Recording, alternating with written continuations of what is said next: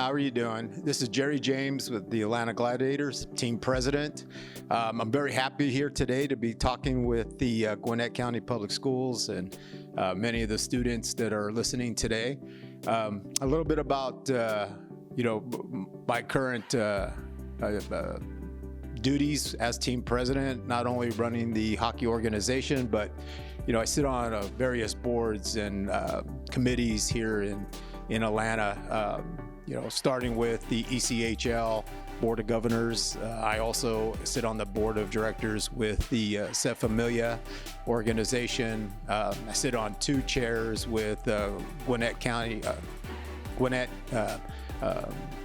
Foundation, the Georgia Hispanic Chamber of Commerce, the Gwinnett Chamber of Commerce. So, I'm out there. I'm with organizations. I'm working with the community.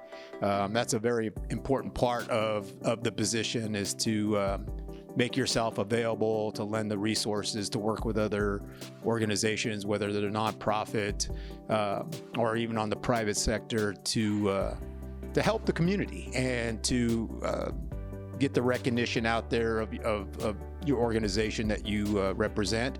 But it is about, how can you make a difference? How can you provide outside the box thoughts and suggestions, and then activating those. It's one thing to sign up on boards and committees, but it's the other thing of actually showing up to these meetings, actually showing up to events, and that's critical in the development of your role within an organization. Is that you have to be prepared to do that, to give that of yourself, and that goes a long way with credibility. And that's something we'll talk about a little bit later. But your reputation, your credibility is vital in your success, and not only of yourself but your organization that you represent.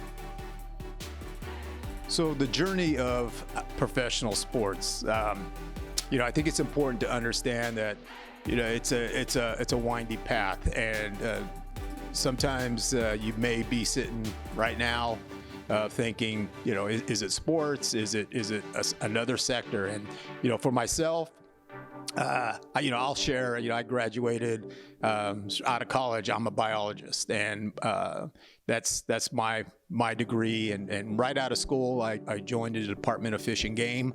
I spent 8 years with the Fish and Game in California on the regulatory compliance side, and I'm a fisheries biologist. And a lot of you are probably saying, "What the heck? How does that tie in to sports?" And we'll get there. And after that, after those 8 years, I joined a pseudo-government organization that it's a regulatory compliance. They owned and operated a dam, a water retention facility that had 1 million acre feet of water, and they ran that water through hydroelectric. And my job was to keep them permitted with the federal government. Again, regulatory compliance, knowing the various elements of the Environmental Quality Act, and again, it's really outside the box. And I spent another 9 years with them and helped them run the facility, kept them permitted, kept the hydroelectric plant online. And then I decided to go to the private sector. So I joined a firm in Irvine, California, as what they called a CEQA, the California Environmental Quality Act practitioner. And that was during the housing boom, and that's when growth was just going crazy. And my job was to get a lot of these big projects permitted with EIRs, and these EIRs would run from $1.5 million to $2 million a document, and I did that for a lot of years. I managed a regional office in the Central Valley in California, and again, there's going to be a theme. There's a line of you're developing relationships, you're developing contacts.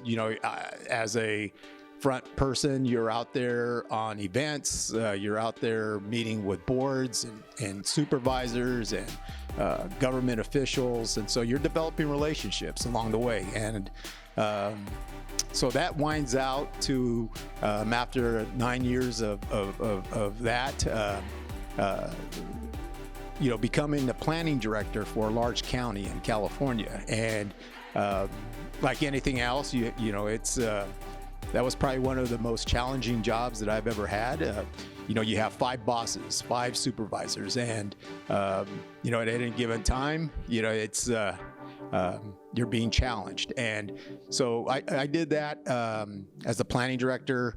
My job was roads and infrastructure and new growth and redevelopment projects and leading, a group of 250 employees. So over time, that was my first half of my career path, and I happened to know a group out of Boston that at the time owned the AAA affiliate baseball team, and they were affiliated with the San Francisco Giants. They asked me to come in to take a look at their operations. Unfortunately, that team at the time was losing about $1.5 million a year.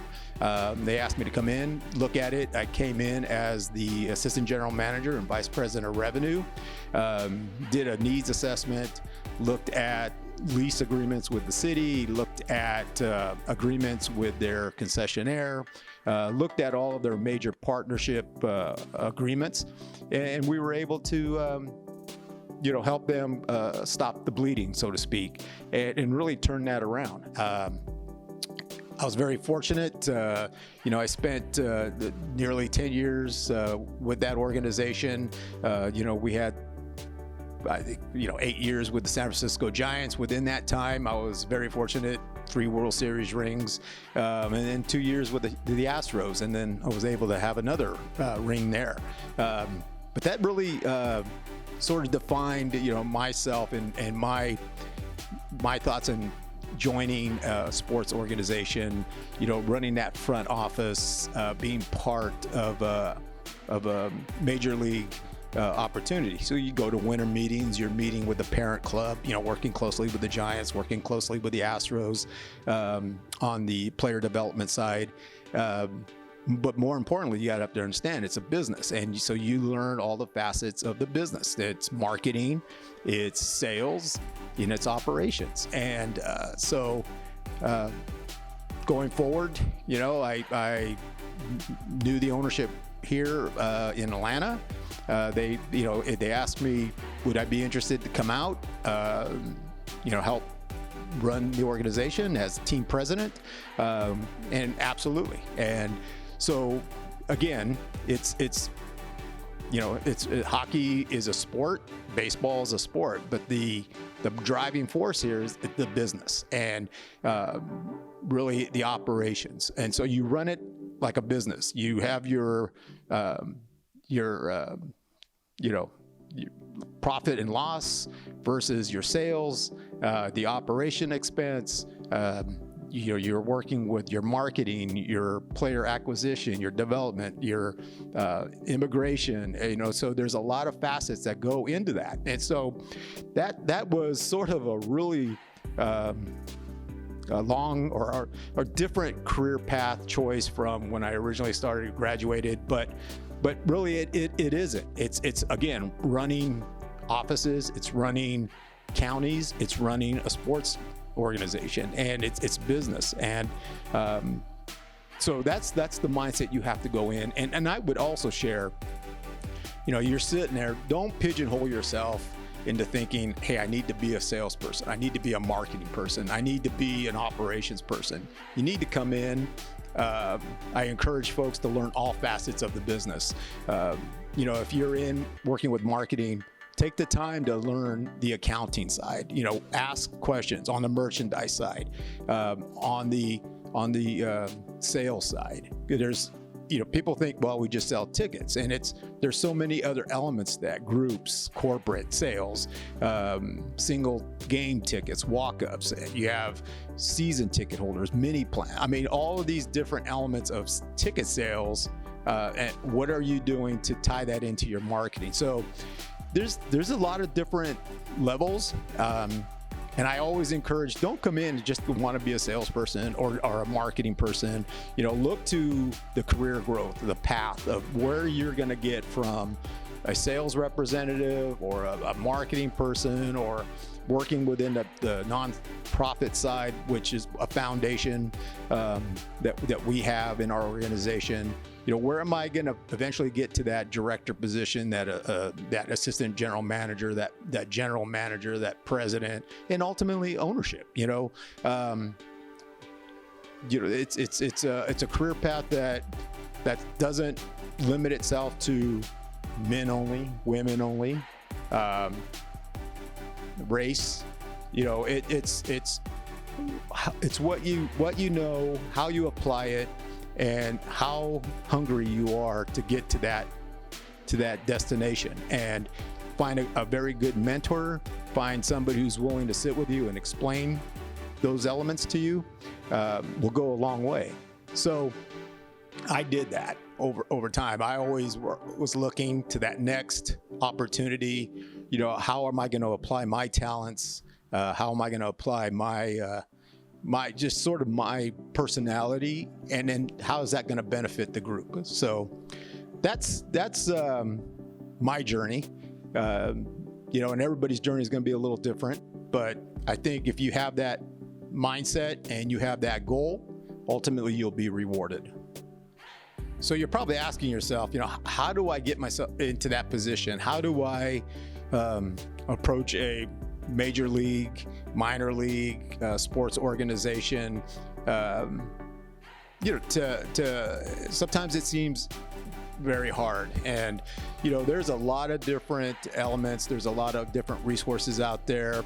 Some as simple as job fairs. A lot of the major league teams on all levels, basketball, the NBA, MLB, NHL. I can go on down Major League Soccer. They have career fairs, and a lot of the career fairs also have the minor league affiliates join in. There's opportunity there. There's websites. Gladiators, for example, you can go to our website and look for job postings, looking for opportunity. You can go to the league websites, the ECHL, for career opportunities in various jurisdictions and territories. I really suggest, if you're serious about that, look at an internship, come on board. Normally, a lot of the internships, and I know for us, are paid internships. You're not going to get rich, but you're going to get your foot in the door, which is critical. So I would recommend getting yourself in an internship, getting yourself into a lower level position, and then work your way up. Primarily in the minor league system, you'll find all roads, and in the major league as well, all roads lead through sales. If you can sell, if you can communicate, if you're personable, you'll advance far and fast in this business. If you have talent in marketing, developing merchandise, working with accounting, there's opportunities there as well. So I would not limit yourself. Again, the resources are the websites, Facebook, Twitter, Instagram, on a lot of the Atlanta Gladiators. You can find us there, and you can find other teams as well. So there's opportunities, and you could simply, if you're fortunate enough to live in an area that has the major league team, go knock on a door.